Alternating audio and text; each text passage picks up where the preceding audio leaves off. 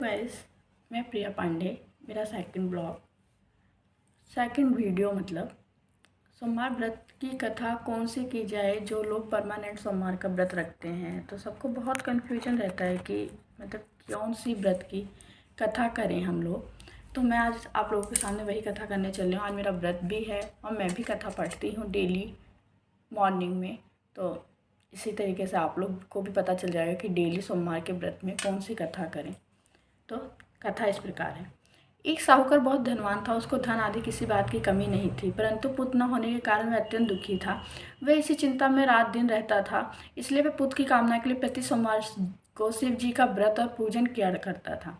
सायकाल को शिव जी के मंदिर में जाकर दीपक जलाया करता।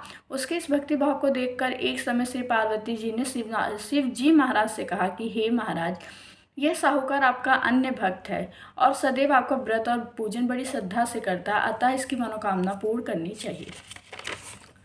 शिव जी ने कहा, पार्वती जी, यह संसार कर्म क्षेत्र है। जैसे किसान खेत में बीज बोता है वैसा ही फल काटता है, उसी तरह संसार में जो जैसा कर्म करता है वैसा ही फल भोगते हैं।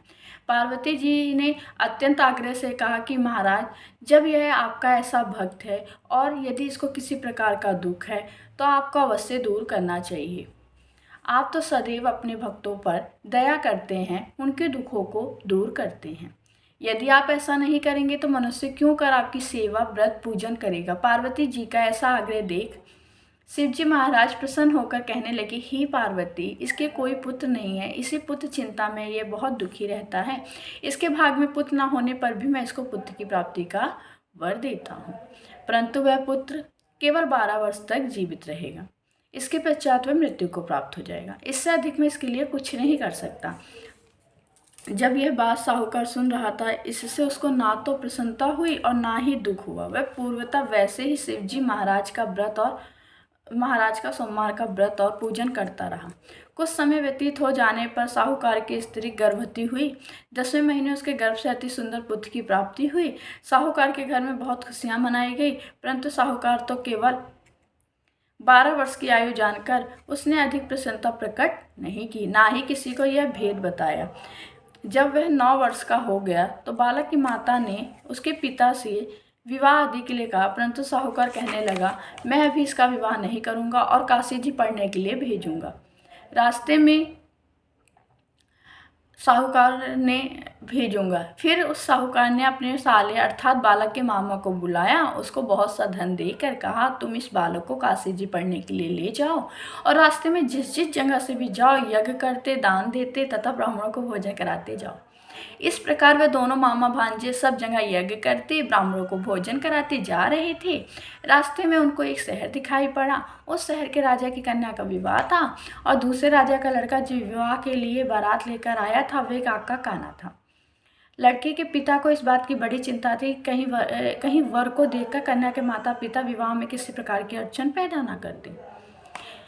इस कारण जब उसने अति सुंदर सेठ के लड़के को देखा तो विचार किया, क्यों न दरवाजे के समय पर इस लड़के से वर का काम ले लिया जाए। ऐसा विचार कर राजा ने उस लड़के और उसके मामा से कहा तो वह राजी हो गए और साहूकार के लड़के का स्नान आदि करा, वर के कपड़े पहना तथा घोड़ी पर चढ़ा, दरवाजे पर ले गए और बड़ी शांति से सब कार्य हो गया। अब वर के पिता ने सोचा, यदि विवाह कार्य भी इसी लड़के से करा लिया जाए तो क्या बुराई। ऐसा विचार करके उसके मामा से कहा, यदि आप फेरों और कन्यादान का काम भी करा दें तो आपकी बड़ी कृपा होगी, हम इसके बदले आपको बहुत सा धन देंगे। उन्होंने स्वीकार कर लिया और विवाह कार्य बहुत अच्छी तरह से संपन्न हो गया। परंतु जिस समय लड़का जाने लगा उसने राजकुमारी की चुंदरी के पल्ले पर लिख दिया कि तेरा विवाह मेरे साथ हुआ है, परंतु जिस राजकुमार के साथ तुमको भेजा जाएगा वे काका काना है और मैं तो काशी जी पढ़ने जा रहा हूँ। उस राजकुमार ने जब अपनी चुनरी पर ऐसा लिखा हुआ पाया तो उसने राजकुमार के साथ जाने से इनकार कर दिया और कहा कि ये मेरा पति नहीं है, मेरा विवाह इसके साथ नहीं हुआ है, वे तो काशी जी पढ़ने गए हैं। कुमारी के माता पिता ने अपनी कन्या को विदा नहीं किया, बारात वापस चली गई। उधर सेठ का लड़का और उसका मामा काशी जी पहुँच गए। वहाँ जाकर उन्होंने यज्ञ करना, लड़के को पढ़ाना शुरू कर दिया। जब लड़की की आयु 12 वर्ष की हो गई तब एक दिन उन्होंने यज्ञ रच रखा था कि उस लड़के के मामा ने कहा, मामा जी आज मेरी तबीयत कुछ ठीक नहीं है।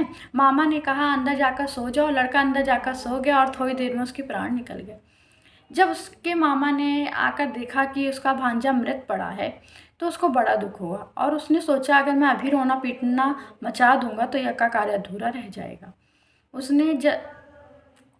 अतः उसने जल्दी से यज्ञ का कार्य समाप्त कर ब्राह्मणों के घर के जाने के पश्चात रोना पीटना आरंभ कर दिया। संयोगवश उस समय शिव पार्वती जी उधर से जा रहे थे। जब उन्होंने जोर जोर से रोने पीटने की आवाज़ सुनी थी, पार्वती जी शिव जी को आग्रह करके उसके पास ले गई और सुंदर लड़के को मरा हुआ देखकर कहने लगी कि महाराज, ये तो उसी सेठ का लड़का जो आपके वरदान से पैदा हुआ था। शिव जी ने कहा कि पार्वती जी, इसकी आयु इतनी थी सो भोग चुका। पार्वती जी ने कहा कि महाराज कृपा करके इस बालक को और आयु दो, नहीं तो इसके माता पिता तड़प तड़प कर मर जाएंगे।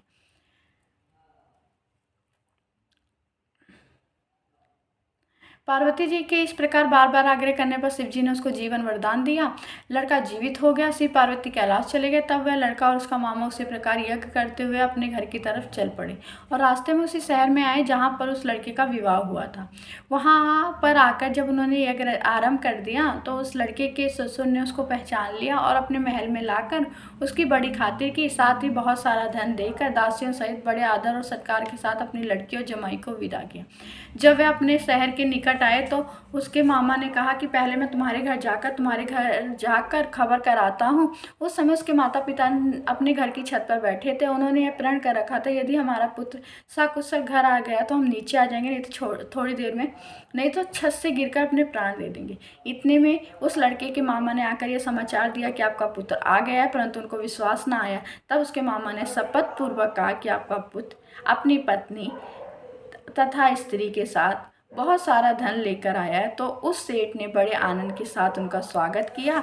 वे बड़ी प्रसन्नता के साथ रहने लगे। इसी प्रकार से जो कोई सोमवार का व्रत धारण करता है अथवा इस कथा को पढ़ता या सुनाता है, उसके दुख दूर होकर उसकी समस्त मनोकामनाएं पूर्ण होती है। इससे लोक में नाना प्रकार के सुख भोग कर अंत में सदा शिवलोक की प्राप्ति हुआ करती है। भोले बाबा की जय।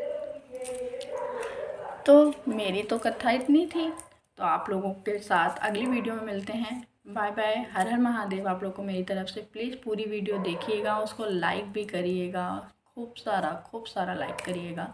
और ठीक है, आप लोगों को श्री शिवाय नमस्तुभ्यम, भोले बाबा की जय हो। अभी मैं 40 करूँगी, इसीलिए आप लोगों को बाय बाय।